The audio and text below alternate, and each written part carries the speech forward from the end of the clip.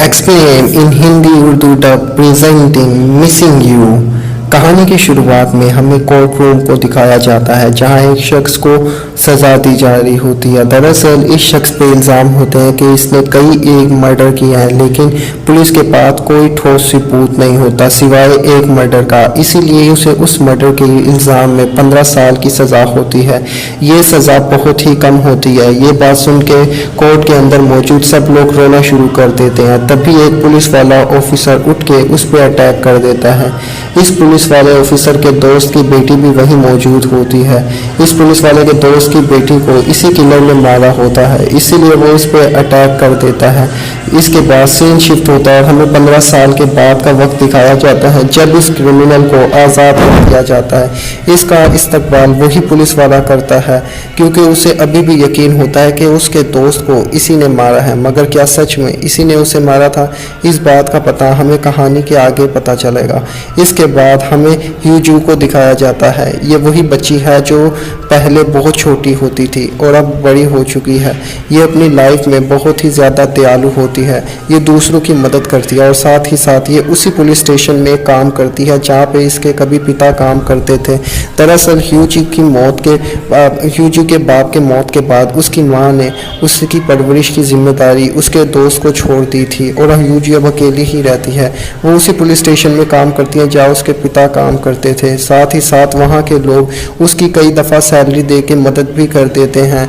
Yuzu के पिता के दोस्त उस क्रिमिनल पर नज़र रखने के लिए कुछ बंदों को लगाते हैं क्योंकि उसे शक है कि ये क्रिमिनल अभी भी बाहर निकल के कोई ना कोई मर्डर ज़रूर करेगा। साथ ही साथ हमें उस क्रिमिनल को भी दिखाया जाता है जो कि अपने फ़ोन में किसी की शुरुआत तलाश कर रहा होता है। तभी सीन शिफ्ट होता है और हमें तो पुलिस वालों को दिखाया जाता है जो एक कातिल किलर की बात कर रहे होते हैं। कहते हैं कि ये किलर बहुत ही ख़तरनाक है, ये लोगों को बहुत ही बुरी तरीके से मार देते हैं। फिर हमें उसी किलर की का झलक दिखाई जाती है जो कि किसी के साथ इंटीमेट हो रहा था। इंटीमेट होने के बाद वो गाड़ी में बैठता है और उस प्रोस्टिट्यूट को यहाँ बैठने के लिए कहता है।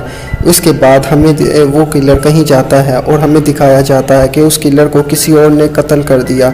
इसके बाद वो किलर उस गाड़ी में जाता है और इस औरत को भी मार देता है। ये सारा का सारा नज़ारा यूजू देख रही थी।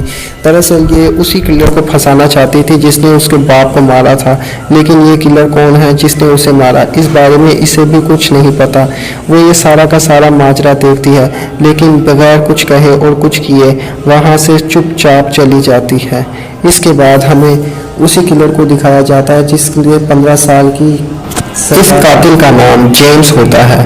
वो पुलिस स्टेशन में होता है। इस पे इल्ज़ाम होता है कि इसी ने वो 2 मर्डर किया है। वो पुलिस वाले से पूछता है कि अगर मैंने वो मर्डर किया है तो तुम्हारे पास क्या सबूत है। ये बात सुन के पुलिस वाले को गुस्सा चढ़ता है और वो जेम्स पे लात मारता है क्योंकि इनके पास वाकई में जेम्स के खिलाफ कोई सबूत नहीं होता।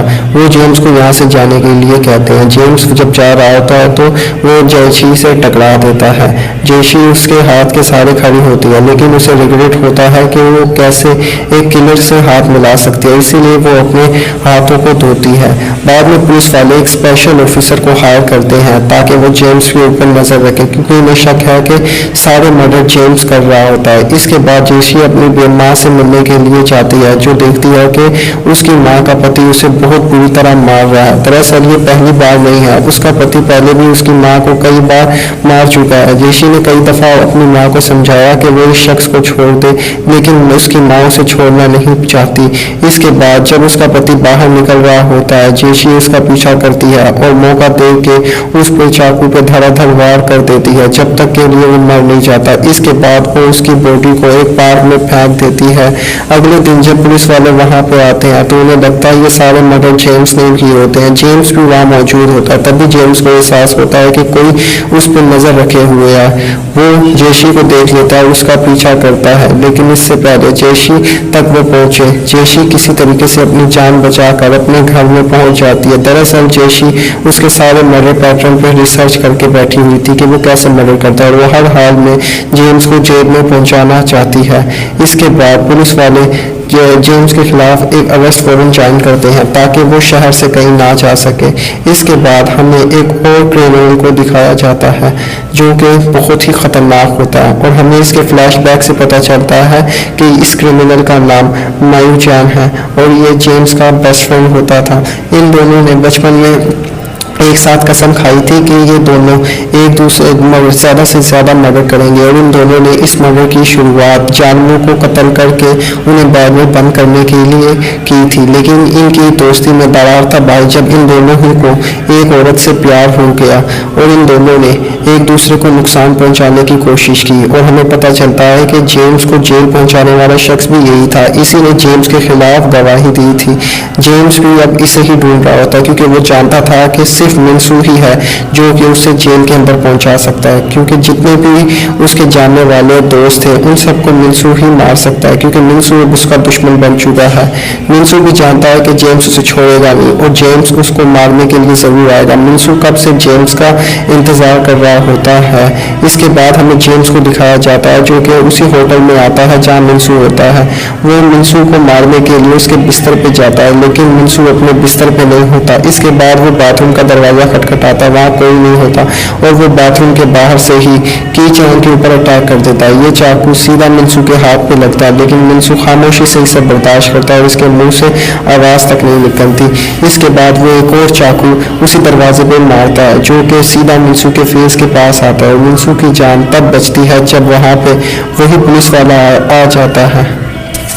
दरअसल पुलिस वाला जेम्स का पीछा कर रहा था। उसने जेम्स को कहा कि तुम यहाँ क्या कर रहे हो और यहाँ से निकलो, लेकिन तभी जेम्स की नजर मिंचू पे पड़ जाती है और मिंचू पे अटैक करने के लिए पुलिस वालों को साइड पे हटाता है लेकिन तभी मिंचू वहाँ से भाग जाता है। इसके बाद सीन शिफ्ट होता है और हमें जेशी को दिखाया जाता है जो कि अपनी माँ से मिलने के लिए आई थी। वो जैसे ही घर का दरवाजा खोलती है वो देखती है कि उसकी माँ ने सुसाइड कर ली है। जब उसके पति ने उसे मारा वो जिंदगी से बेजार रह चुकी थी, उसके अंदर जीने की तमन्ना खत्म हो गई थी, इसलिए वो सुसाइड कर लेती है। पुलिस वाला जेम्स को बहुत मारता है और पूछता है कि तूने मेरे दोस्त को मारा। वो जेम्स को मारने ही वाला था लेकिन तभी वो रुक जाता है क्योंकि वो जानता है कि वो जेशी के जीने की आखिरी उम्मीद है। अगर वो मर जाएगा तो जेशी पूरी तरह से डिप्रेस्ड हो जाएगी, इसीलिए वो जेम्स को नहीं मारता और उसे छोड़ देता है। इसके बाद हमें फिर से जेशी को दिखाया जाता है जो पूरे के पूरे मर्डर के ऊपर रिसर्च करना शुरू कर देती है। तभी वो नोटिस करती है कि कुछ लोगों को गर्दन काट के मारा गया तो कुछ लोगों की गर्दन पे स्क्रैच है और वो मर्डर पैटर्न से समझ जाती है कि वो ना हो कातिल एक नहीं बल्कि दो लोग हैं और इस तरीके से उसे सारा सीन समझ में आ जाता है कि दो लोग मर्डरर हैं। इसके बाद हमें सीन शिफ्ट होता है और दिखाया जाता है जेम्स को। जेम्स अपने सीधा से सीधा मिंचू के पास जाता है और उसे कहता है कि अगली बार तूने मेरे ऊपर कोई हमला किया या मेरे ऊपर किसी भी तरह का इल्जाम लगाने की कोशिश की तो इस बात को सिर्फ समझा के छोड़ रहा हूँ, अगली बार तेरी लाश मिलेगी। मिंसू इसकी किसी भी बात का कोई रिस्पॉन्स नहीं देता और वहाँ से सीधा का सीधा चला जाता है। मिंसू जानता था कि जेम्स उस पर अटैक करेगा और वो चाहता भी यही था क्योंकि मिंसू के पास जीने के लिए वजह सिर्फ जेम्स के साथ दुश्मनी है। वो जेम्स को मारना नहीं सिर्फ तरफाना चाहता था। इसके बाद जेशी को दिखाया जैसे समझ चुकी थी कि जेम्स का पार्टनर म्यूची है और वो उसे हर हाल में मारना चाहती थी, इसीलिए वो उसके घर में चली जाती है और पूरे घर में कांच बिछा देती है। जब वो अपने घर में जाता है तो उसके पैरों में कांच महसूस होता है लेकिन वो कोई रिस्पॉन्स नहीं देता। तभी जेशी को इस चीज़ पे बहुत गुस्सा आता है और वो कांच के ऊपर इलेक्ट्रिसिटी छोड़ देती है जिससे वो वहीं तड़प तड़प के मर जाता है। इसके बाद वो उसकी बॉडी को पैक कर देती है और उसके ऊपर टेप लगा देती है। टेप लगाने के बाद वो उसे जेम्स के बैग में डाल देती है। जेम्स जब अपने बैग को खोलता है तो उसके अंदर अपने दोस्त की बॉडी को पाता है।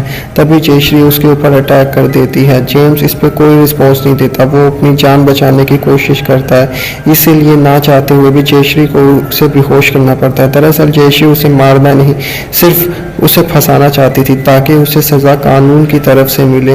जब वो बेहोश हो जाती है तब वो पुलिस को कॉल कर देती है कि जेम्स ने अपने दोस्त को मार दिया है। तभी पुलिस वाले वहां आ जाते हैं ताकि वो जेम्स को पकड़ सके, लेकिन तभी जेम्स को होश आ जाता है और वो खुद को एक कमरे से दूसरे कमरे के अंदर शिफ्ट कर लेता है। पुलिस वाले पूरे के पूरे होटल की तलाशी लेना शुरू कर देते हैं। तभी इन्हें दूसरे कमरे के अंदर दो बॉडी मिलती हैं जिसमें से औरत की हालत बहुत ही ज़्यादा कॉन्शियस थी। एम्बुलेंस में उसकी हालात को देख रहे थे। तभी वो बेड के नीचे देखते हैं तो वहाँ एक और बॉडी होती है और वो समझ जाते हैं कि दूसरी बॉडी हो ना हो जेम्स की, और जेम्स मरा नहीं जिंदा है। तभी जेम्स उठ जाता है और उस औरत को खामोश रहने का इशारा देता है और वो एम्बुलेंस में मौजूद शख्स को मार देता है। इसके बाद वो उस औरत को भी मार देता है क्योंकि उसने जेम्स का चेहरा देख लिया होता है। जेम्स से वहां से भागने के बाद पूरे के पूरे शहर के अंदर हलचल मच जाती है। एक कातिल इंसान सब लोगों को मार रहा है। इससे पूरे के पूरे पुलिस डिपार्टमेंट की बेइज्जती हो रही होती है। पुलिस डिपार्टमेंट वाले कहते हैं कि हमें इस किलर को जल्दी से जल्दी पकड़ना होगा। इसके बाद सीन शिफ्ट होता है और हमें जेम्स को दिखाया जाता है जो कि उस लड़की की तलाश कर रहा होता है। उसने उस लड़की को नहीं देखा होता, इसलिए वो उसकी ऑडियो से उसकी पहचान करने की कोशिश कर रहा होता है। तभी वो देखता है कि उसके जगह जगह के ऊपर बैनर लगे हुए हैं जो कि इनाम वाले थे। वो ये देख के एक फ़ोन बूथ पे जाता है और मीडिया को फ़ोन करके कहता है कि मैं बेकसूर हूँ, पुलिस वाले मुझे जानबूझ के फंसा रहे हैं, उनके पास मेरे खिलाफ कोई सबूत नहीं है। इसके बाद हमें पुलिस स्टेशन में दिखाया जाता है जो कि डिप्रेस्ड है क्योंकि वाकई में इनके पास कोई सबूत नहीं था। जैशी को ये जान के बहुत दुख होता है कि उसने मीडिया को फ़ोन किया था। उसे लगता है कि उसके जीने का वक्त अभी ख़त्म नहीं हुआ। अब जब तक वो जेम्स को नहीं मारेगी वो चैन से नहीं बैठेगी। दूसरी तरफ पुलिस वाले भी कहते हैं कि हमें इस कातिल को या तो पकड़ना होगा या मारना होगा। मुझे इस केस से जान चाहिए। अगर ये केस थोड़ी देर और चला तो ये पुलिस वाले के लोग नाम से भी घबराएंगे, लोग हमारा मजाक बनाएंगे। इसके बाद सीनियर ऑफिसर जेशी के पास जाता है और कहता है कि तुम्हें अपनी लाइफ में क्या चाहिए। जेशी कहता है मुझे कुछ नहीं चाहिए, बस आप मेरा साथ हमेशा दीजिएगा और मुझ पर भरोसा कीजिएगा। पुलिस वालों को इसकी कोई बात समझ नहीं आती लेकिन वो फिर भी जेशी की बात में हाँ मिलाता है। इसके बाद किलर को दिखाया जाता है जो कि एक साइबर क्राइम कर रहा होता है। वो एक कंप्यूटर के ऊपर जेशी की रिसर्च कर रहा होता है। दरअसल उसे नहीं पता उसने किसको मारा, कि वो लड़की कौन है, इसीलिए वो अपने 15 साल पहले किए गए क्राइम पे रिसर्च कर रहा होता है। तभी उसे पता चलता है कि जिस पुलिस वाले को उसने मारा था उसकी एक बेटी थी और वो समझ जाता है कि हो ना हो ये वो जेशी ही है। लेकिन इससे पहले वो वहाँ से उसकी और मालूमात इकट्ठी करता, वहाँ पुलिस वाले आ जाते हैं, इसलिए वो वहाँ से भागना शुरू कर देता है। लेकिन पुलिस वाले वहाँ पहले पहुँच गए थे और हमें यहाँ पे एक बेस्ट एक्शन सीन दिखाया जाता है। लेकिन किसी तरीके से जेम्स पुलिस वालों को नुकसान पहुँचा के वहाँ से भाग जाता है। इसके बाद हमें ऑफिसर को दिखाया जाता है जो कि पूरे के पूरे डिपार्टमेंट में फ़ोन करके बताता है कि जेम्स मेरी गाड़ी लेके भागा है, मेरी गाड़ी को ट्रैक करो। जेम्स किसी भी हाल में बच के भागना नहीं चाहिए क्योंकि अगर ये बच गया तो ये और लोगों को मारेगा। पुलिस वाले पूरी की पूरी तरीके का फोर्स लगा देते हैं कि वो जेम्स को पकड़ सकें। जेम्स पुलिस स्टेशन में जाता है, तभी वहाँ जयश्री भी उसे देख लेती है। वो समझ जाती है कि जेम्स उसे मारने के लिए आया है। जेम्स एक पुलिस वाले के पास जाता है और कहता है कि मैं पुलिस वाला हूँ, मुझे कुछ रिकॉर्ड्स चाहिए।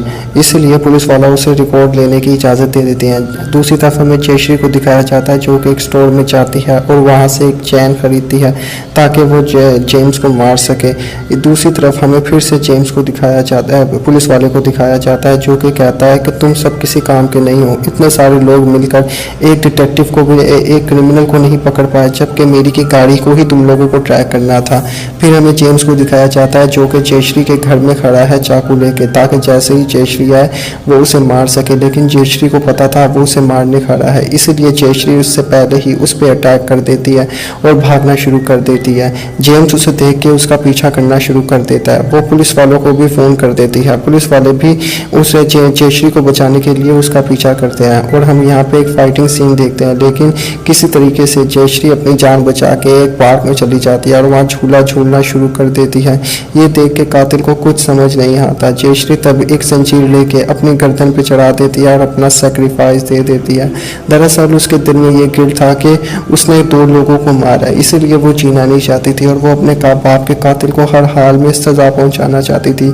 इसके बाद पुलिस वाले वहां आते हैं और वो जेम्स को पकड़ लेते हैं और जेम्स को फांसी की सज़ा होती है और इसी के साथ इस कहानी का अंत हो जाता है। ये कहानी बहुत ज़्यादा अच्छी थी। मुझे उम्मीद है कि आपको इस कहानी की एक्सप्लेनेशन पसंद आई होगी। अगर आप इस चैनल पर नए आ गए हैं तो उम्मीद है कि आप इस चैनल को सब्सक्राइब कीजिएंगे। अगर वीडियो आपको पसंद आती है तो इसे लाइक कीजिए, कमेंट सेक्शन में कमेंट कीजिए और अपने दोस्तों के साथ शेयर कीजिए। मिलेंगे हम अपनी अगली किसी वीडियो में, तब तक के लिए अपना ख्याल रखिए, सुरक्षित रहिए, महफूज रहिए। अल्लाह हाफिज़।